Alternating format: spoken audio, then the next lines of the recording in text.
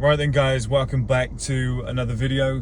Before we start, this is from Boda Skins, this jacket, because I know people always ask. B-O-D-A Skins, S-K-I-N-S. And also guys, before we start the video, go and join our free school community. I created it yesterday. You guys will really enjoy it. There's some cool content on there. We've got the male advantage journey from How to Beast, which is a great episode. And a few other things on there I think you guys will really enjoy. So it's free, just go and check it out now.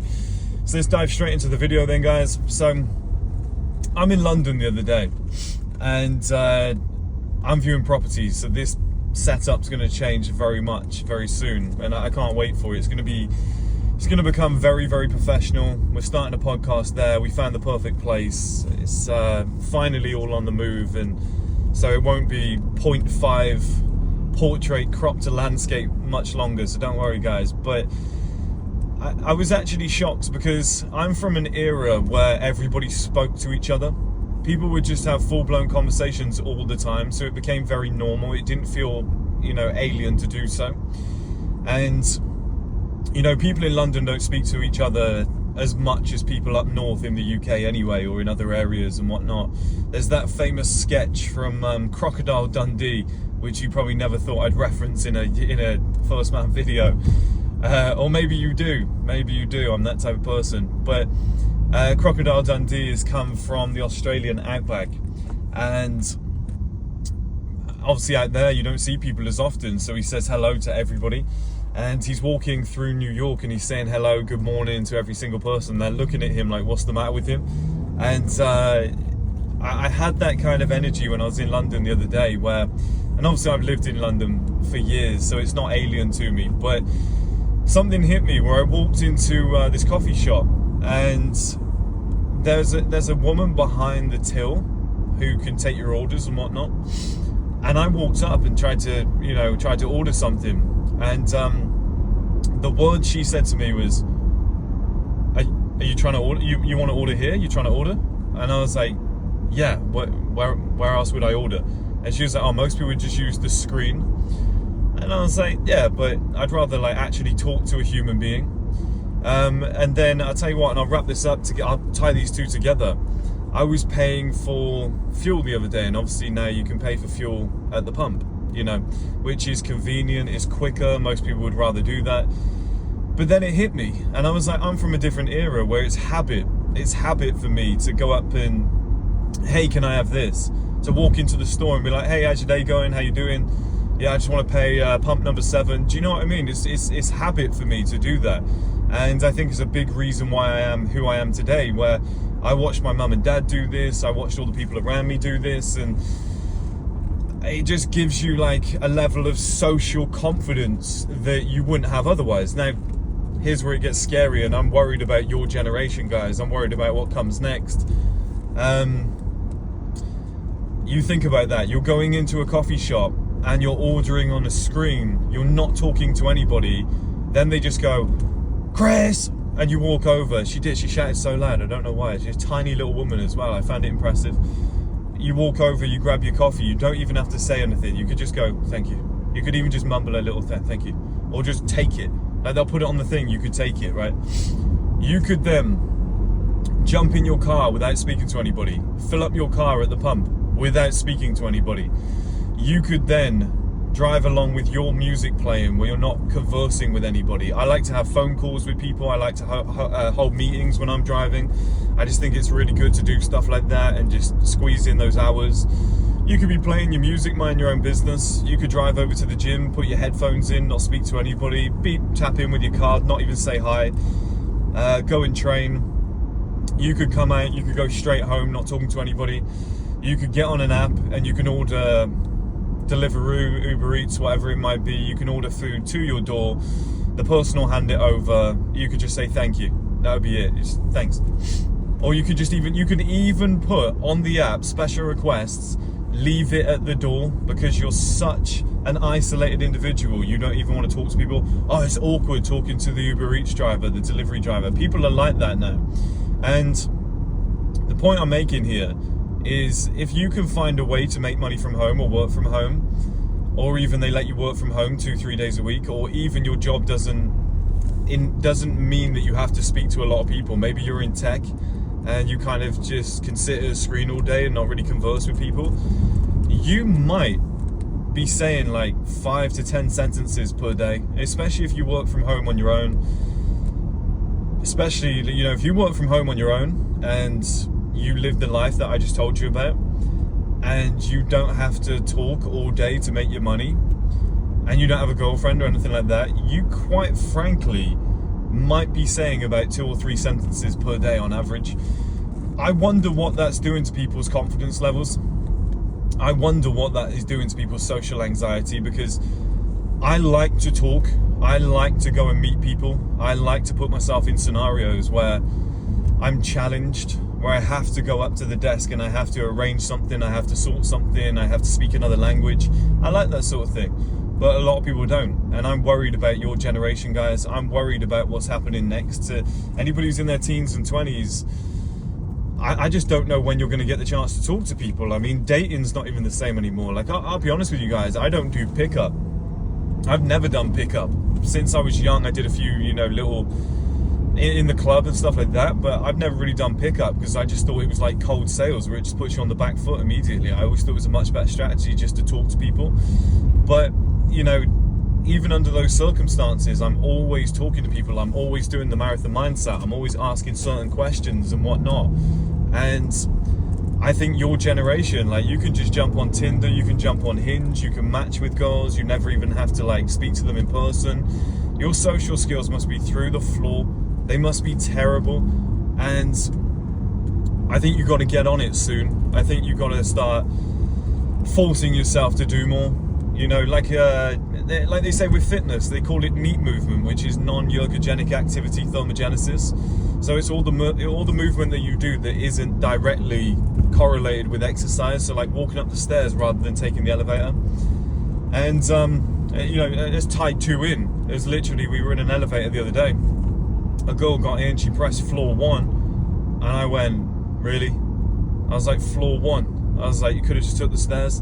She was like, I don't feel like exercising today. She was like, I just went and ate pasta.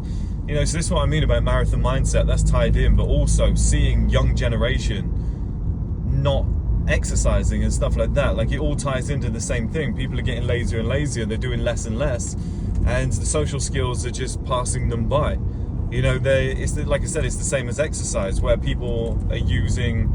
There's a reason that obesity rates are on the climb, because people are taking the car just to go to the shop. People can use the elevator instead of using the stairs, whereas before that was the only option.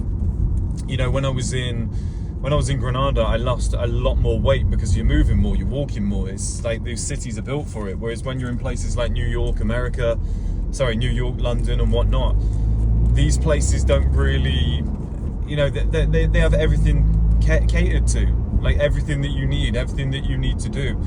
It's just like, oh yeah, there's a train for that, there's a bus for that, there's a shuttle for that. Like, you don't have to walk anywhere, you don't have to do anything. Oh, they've got this thing now that assists you with doing that, with opening that thing, or all the doors open for you.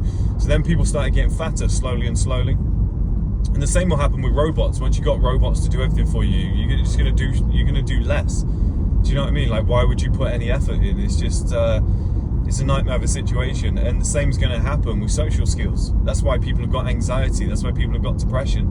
We're a tribal race. The human race is a tribal race. We need people around us. We need to be having conversations. We need to be doing more each day. You need to be pushing yourself and getting out and about. And that's why I don't do these calls now. Of course, I'm thinking of the school community, the paid one. If you want to join, it's there as well. We've actually got a call tonight for the school community, so the link will be below if you want to join. Try out the free one first, see what you think. There's no calls on there, but you'll enjoy it. But when I'm doing these videos, I was just like, I want to get out in the car, I want to go and drive, I want to go somewhere, I want to actually go and meet people. And that's why I stopped off at that coffee place in the last video, because I just want to be around people as much as possible. When I'm in London, I'll probably be like, God, I want my own time, I want my own space. You know what it's like, we're up and down. When it's summer, you want it to be winter. When it's winter, you want it to be summer. You get that a lot. Or you just get sick of too much heat or sick of too much cold. But I mean, I remember working in construction years ago, early 20s, late teens, and all the guys that I worked with, you know, they were smart guys, but they weren't like geniuses and stuff like that. But they were so quick with their maths. They were so quick with the maths. Honestly, if you said like, so it's 2.48 times 3.79, they top of their head, they'd be like, oh, that's, they just know. And do you know what that is? They didn't grow up with calculators. These guys, I mean, if most of them are dead today, sadly, which is crazy. But those guys grew up in probably like the 1950s, 1960s. You know, they didn't have calculators. Everything they did was in their head. So it's just a habit of theirs. So guess what? That made them good at maths. Now, I wrote a book years ago which was called Good to You versus Good for You, and it was based around like the you know, the kind of mothering role where, like, you know, there's a lot of things in life that can help you out and whatever, and it makes your life easier, but is it better for you? Like, it's good to you, but is it good for you? You know, having Uber Eats is good to you, but is it good for you? Probably not, right? Like, having all these automated convenience systems, is it good to you? Yeah, it saves time, it's brilliant, it's quicker, it's better for the company, but is it good for you? You know, it's not good for you as an individual. It's not helping you. And you see kids today, they can't add up. You've seen men and women on podcasts. You've seen these interviews where they stop somebody on the street and they say, what's 4 times 2? And the person's like, is this a trick question? They get really confused because they're on the back foot, because usually just punch it into their calculator. They've never actually had to do any maths themselves, so they don't have that skill. And you know, you look at it like, I tell you what I do. I tend not to use my sat nav.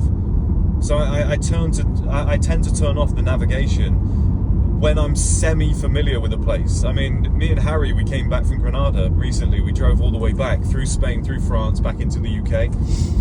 And he was like, mate, you're not really using navigation. He was like, a few times, he was like, I've noticed you just wing it. And I was like, yeah, it's because I like the challenge.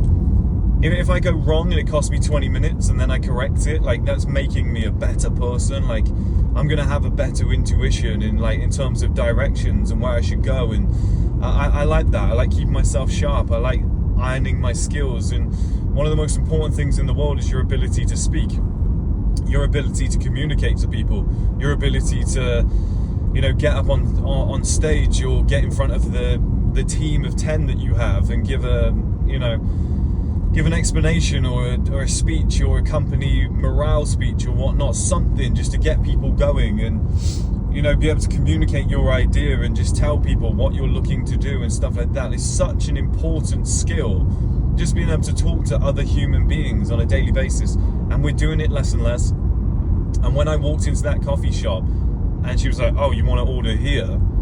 And then, you know, the second drink, I was like, oh, let's go up to the screen. So I went up to the screen, and look, I'm not too old. I've used the screens before, believe me, but it's just habit of mine to go into the coffee shop and talk to somebody. But I went up to the screen and I was stood there. I was like, this is really sad.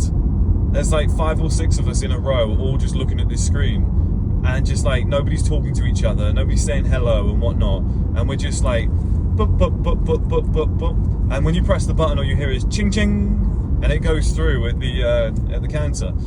That's the only interaction that we have as humans. Ching ching, like just this little immature sound. Ching ching. That depresses me. That makes me really sad that nobody. I mean, the same day we had a waiter come over, and usually waiters are like, you know, they're on it, they're sharp, they're talking to people all day.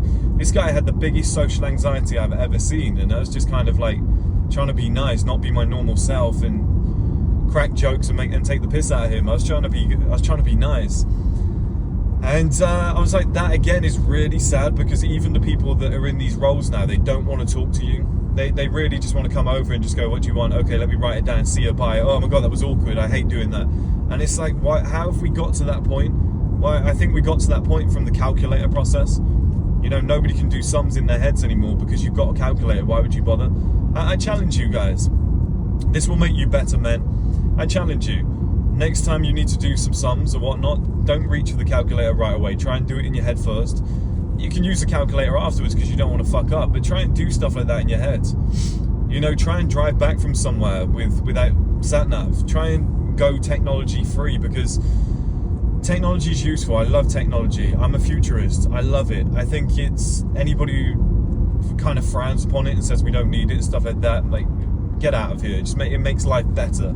Technology makes life better every single decade, barring one or two little things that, you know, could mess things up. Like sex robots could be a problem. I'm not looking forward to that. But, you know, the majority of technology is good for you. However, naturally, if you think about it, you're just gonna lose your skills. You're going to get worse at things if you're not using them. Use it or lose it. You're going to get worse at stuff. And the biggest skill that humans have is communication. And communication is being destroyed, where you walk into a coffee shop, you don't talk to anybody, you just punch it in on a screen. And they just go, Chris, or they go, number 283. I'm not having that. I'm not having that. I want to have a conversation with somebody. I want to crack a joke with somebody. I want to stay sharp. You know, you go to the petrol station, gas station for you Americans. You know, you get your fuel. You're talking to the guy next to you. You're like, oh mate, where'd you get that car? What model's that? People don't do that anymore. I remember my dad used to do that all the time. And you walk inside, you have a chat with the person behind the till. It was constant all day, every day. Now nobody socializes. Now nobody speaks. That's a challenge for you guys. I want you guys to recognize what's good to you and what's good for you, and really push to improve those social skills. Because, you know, like I said, I don't do pickup, and guys go to me, how do you meet women? You're not, like, do you use dating apps? And I'm like, I've got one that stays open, that occasionally I check in on, that I don't care about. But they're like, so how do you meet women then if you haven't got dating apps and you don't do pickup? And I'm like, are you crazy? There's a thing called life. There's a thing called conversation. Like, I just get on with my life. Like I said, me and Gary, we were viewing a property the other day. Some of you guys know Gary from Hamza's channel. And we were viewing a property the other day, and this girl gets in the lift and she presses number 1. My brain goes, floor 1, you lazy bitch. I didn't say that directly, but, you know, straight in my head, I'm like, oh, this is funny. I could say something. And it's not with the intention of like, oh, I'm going to get your number and whatever. I'm just like, I have to say something. I'm just like, floor 1, are you kidding? Couldn't you have taken the stairs? And then it blows into a full-blown conversation, and, you know, like, it leads places. And that's what I've been doing for years, just talking to people, just opening up and engaging. And it works because my mind is sharp. People say, oh, how do you do a 1-hour video like 10 times per week? It's easy. It's easy because I've been doing it for years. I've got conversational topics that are just in my head. They're just ready to go. I can talk for hours. That's why we're starting a podcast, because there is, I don't, just years of sales, years of talking to people. My conversational skills are there. I mean, I see women online now talking about dead eyes and dead personality, and guys, they're like, yeah, he's handsome, but he's handsome, he's in shape, he's done looks maxing, he's done mewing, he's got a nice body, but he's got dead eyes and he can't hold a conversation. I mean, what did you expect? What did you expect? Like, this is where the world was headed. We're basically turning people into robots. You know, everybody got so self-obsessed with being the most handsome guy in the room, and I always told you guys, it doesn't matter. Everybody got so self-obsessed with, like, you know, Riz and game and stuff like that, and it was like, yeah, but you're all focusing on the wrong shit. What you need to be focusing on is just being that guy with just that personality, that guy who's just, you know, who's got that level of confidence that comes from reliability. You know, you're the guy who can get shit sorted. There's no situation you can put me in that I'd be panicked about. I'd be like, I've done a lot of this. I trust in myself. That's a big part of it. And nothing really scares me now, because I know that I belong in this world, and I'm one of the leading front runners who can run the show. Like, that's, oh, we're going to get you to do a speech in front of 300 people. I'd be like, yeah, sure. Like, that's a small crowd. I'm not worried about that. Let me go. Let me stand up now. That wouldn't bother me one bit. But for a lot of people, they would crumble. So it's like, oh, you're the most handsome guy in the room. You've got these crazy abs and everything. And yeah, you're amazing at posting on Instagram with filters, and you've nailed that side of life. But you can't have a conversation with somebody in front of 300 people. Like, that's just a basic skill of life that I think that people used to have years ago. Like, nobody was ever scared to give a speech 100 years ago. They get up there and they just blast it out in a very strong, positive tonality. And, you know, it would be like breathing to them. Whereas now, I don't know, I think we've lost the basic skills. And like I said, women are talking about guys with dead eyes and no personality. He's a 10, but he's got dead eyes and no personality. And it's like, yeah, but that's what was going to happen. This is the society that we're building. We're building a society where everything is shop window. It's a shop window society. Oh, look at me, I'm handsome, I'm tall. It's all credentials on a list. I'm 6'4". My hobbies include gym, poetry, and rom-coms. And girls are going, wow, this is my husband. Okay, sit with him for a week. After an hour, she's like, I'm bored shitless, I'm going to shoot myself. This guy's a moron. It's all for show. It's all just, we're a surface level society now. Nobody's actually got any skills to back this shit up. Nobody's actually got the hidden, nobody's actually got that legit personality in reality that they promise online, you know, or that is perceived on their social presence. You know, everybody's social presence is multi-millionaire, making 40 grand a month. You know, I'm flying around the world. I've got a great network of individuals. I've got blue tick. I've got a blue tick. But it's like your personality in real life is like 2 followers, no blue tick. You know, just, you're a loser in real life. Like, I don't care how much money you got. I don't care, you know, I don't care how you look in real life and stuff like that. If you can't sit with somebody and converse, if you can't go up to a desk, a kiosk, and just talk to the person and say, this is what I want, you know, can you handle this for me? Can we get this sorted? You're in trouble. You're in serious trouble. Like, I just traveled across 3 different countries, staying in different hotels, organizing all of that whilst driving, whilst planning out the trip, whilst filming a streaming platform show along the way. And me and Harry probably talked for like 24 hours straight, whilst meeting people, organising that, doing a 1M international meetup with 2 of the guys from Paris.